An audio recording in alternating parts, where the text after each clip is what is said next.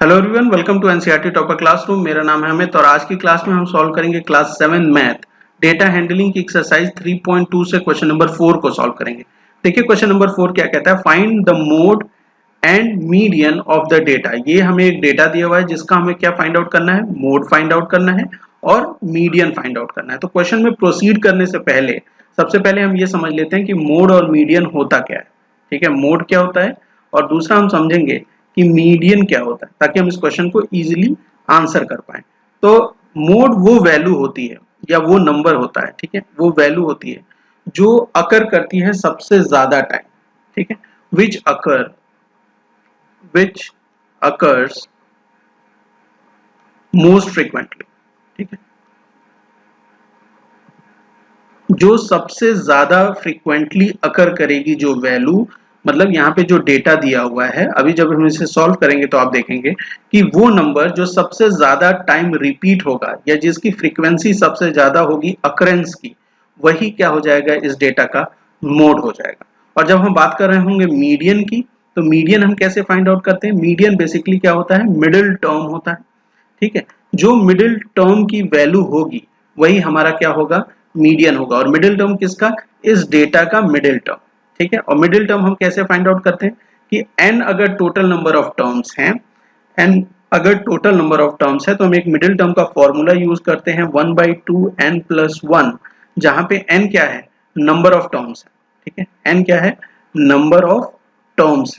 ठीक, तो हमें एक नंबर, एक प्लेस मिलती है, एक मिडिल टर्म मिलता है और उस मिडिल टर्म की जो वैल्यू होगी वही हमारा क्या कहलाएगा, मीडियन कहलाएगा। तो हमने ये चीज समझ ली कि मोड क्या होता है और मीडियन क्या होता है। अब हम क्वेश्चन को सॉल्व करते हैं और क्वेश्चन को हम कैसे प्रोसीड करेंगे वो समझिए कि यहाँ जो डेटा दिया हुआ है वो किस तरीके से है। देखिए यहाँ पे 13 है, फिर 16 है, फिर 12 है। तो ये हैप्पैज़ार्ड वे में डेटा है, इसको हमें सबसे पहले अरेंज करना पड़ेगा असेंडिंग ऑर्डर में। ठीक है, तो सबसे पहले असेंडिंग ऑर्डर में इस डेटा को हम अरेंज कर लेंगे। असेंडिंग ऑर्डर में अरेंज करना प्राइमरी रिक्वायरमेंट है मोड और मीडियन फाइंड आउट करने के लिए। ठीक, तो असेंडिंग ऑर्डर का अरेंजमेंट का क्या मतलब हुआ कि जो सबसे स्मॉलेस्ट है, जो सबसे छोटी वैल्यू है, वो सबसे पहले आएगी और सबसे लार्जेस्ट वैल्यू, ठीक है, लार्जेस्ट वैल्यू जो होगी वो सबसे बाद में आएगी। ठीक, तो इस वैल्यू में देखिए सबसे छोटी वैल्यू क्या है, हम यहाँ देख के बता सकते हैं कि 12 सबसे छोटी वैल्यू है। तो 12 हम यहाँ पे लिख लेंगे।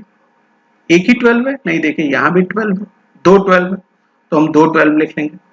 ठीक, उसके बाद 13, देखिए यहाँ पे भी 13 है और यहाँ पे भी 13 है, तो दो 13 को भी लिख लेंगे। ठीक, फिर उसके बाद देखिए 14, एक यहाँ है, एक यहाँ है और एक यहाँ है, तीन 14 है तो तीन 14 लिख लेंगे हम। ठीक, तीन 14 आ गया। नेक्स्ट क्या बचता है अब हमारे पास, यहाँ पे 16 है तो 16 एक ही है तो एक 16 लिखेंगे। और नेक्स्ट वैल्यू एक ही बची है, वो कौन सी है, 19। तो हमने इस डेटा को क्या किया, सबसे पहले असेंडिंग ऑर्डर में अरेंज कर दिया। ठीक, अब हम इसमें फाइंड आउट करेंगे कि इस डेटा का मोड क्या है।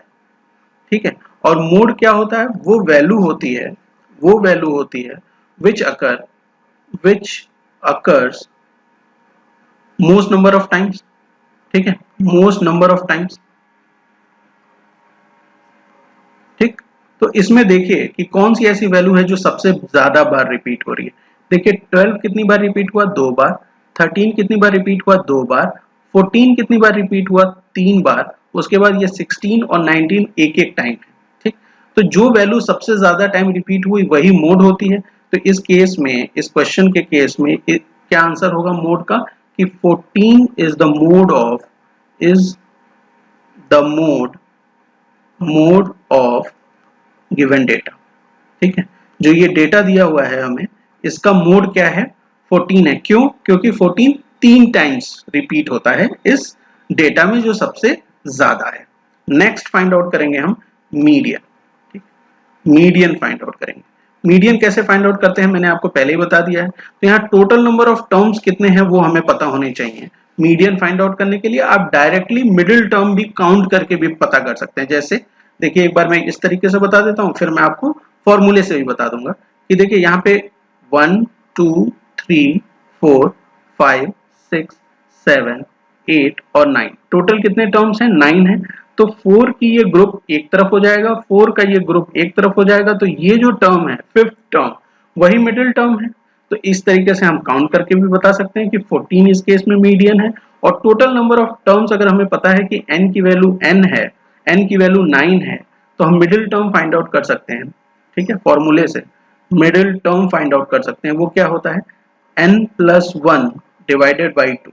ठीक, n प्लस 1 डिवाइडेड बाई 2। तो n कितना है इस केस में, 9 है, उसमें ऐड कर देंगे 1, डिवाइड करेंगे 2 से, तो हमें क्या मिलेगा, 5 मिलेगा। फिफ्थ टर्म जो है, fifth term is the middle term, और फिफ्थ टर्म इस केस में क्या है, 14 है। देखिए हम देख के समझ सकते हैं कि फिफ्थ टर्म कौन सा है, ये वाला टर्म है 14। तो 14 is the median of the given data, of the given data. ये इस क्वेश्चन का आंसर हो गया। हमने देखा कि कैसे हम मोड फाइंड आउट करते हैं और कैसे मीडियन को फाइंड आउट करते हैं। क्वेश्चन नंबर 4 में मिलते हैं नेक्स्ट क्वेश्चन में।